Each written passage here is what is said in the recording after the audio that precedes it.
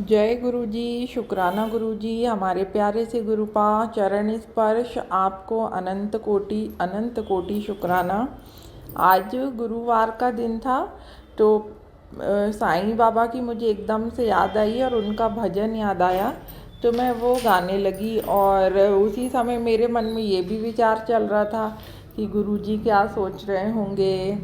तो फिर बस मैं क्लिनिक आई और मैंने अपना एक सत्संग खोला, सुना। तो उसमें गुरुजी ने यही मैसेज दिखाया कि क्या गुरुजी नाराज़ हो जाते हैं साईं बाबा को हम पूजें तो मतलब गुरुजी हमारी छोटी छोटी बात भी सुनते रहते हैं।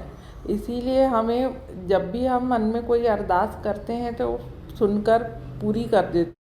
हमारे गुरुजी संगत से कहा करते थे, एक बार एक आंटी आई बड़े परेशान होकर और गुरुजी से कहती हैं, हाय मेरे साथ तो बड़ी प्रॉब्लम है और मेरे घर में तो कलेश ही मचा रहता है। तो उन्होंने गुरुजी ने कहा कि भाई सुखमनी साहब का पाठ करा करो। वैसे भी सुखमनी साहब का पाठ करने से घर में सुख शांति आती है और उन सुखमनी साहब को वरदान है पाठ को कि जो भी इसका पाठ करता है उसकी सारी बीमारियां नष्ट होती हैं। यदि हम किसी बीमारी से पीड़ित हैं तो हमें सुखमनी साहब का पाठ करना चाहिए। हम पढ़ नहीं पा रहे हैं तो ध्यानपूर्वक सुनना चाहिए, या घर में भी चलता रहे, किसी के कानों में उसकी आवाज़ भी पड़ती रहे तो यह बहुत इफ़ेक्टिव होता है, बहुत पुण्यदायक और कष्ट निवारक होता है। ऐसे ही हमारे गुरुजी जपजी साहब का पाठ करने की भी सलाह देते थे और कहते थे जपजी साहब का पाठ रोज़ किया करो। ये छोटा भी होता है, जल्दी भी हो जाता है।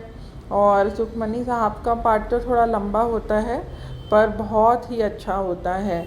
ऐसे ही गुरुजी कहा करते थे कि शिव पुराण पढ़ा करो। शिव पुराण पढ़ने से तुम्हें मेरे विषय में जानकारी प्राप्त होगी और शिव पुराण पढ़ना या सुनना बहुत ही शुभ होता है।